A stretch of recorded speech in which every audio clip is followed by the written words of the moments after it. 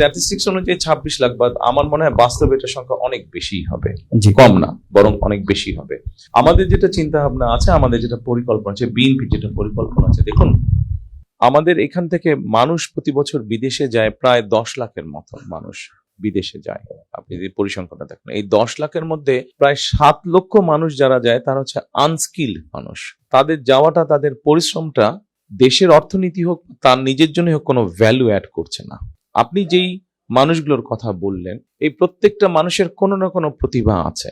এই প্রতিভাগুলোকে আমাদের কাজে লাগাতে হবে। কাজে আপনি যখন, যেমন ওদের ওখানে এখন ইকোনমি ভালো হতে ওদের বিভিন্ন রকম ডেভেলপমেন্ট হচ্ছে, ওদের বিভিন্ন রকম আপনার রিসর্ট তৈরি হচ্ছে, ওদের ওখানে রাস্তা তৈরি হচ্ছে, ওদের ওখানে বিভিন্ন ইউনিভার্সিটি তৈরি হচ্ছে, সেখানে টিচার দরকার, সেখানে রোড ইঞ্জিনিয়ার দরকার, বিভিন্ন রকম মানুষ দরকার তাদের কাজে।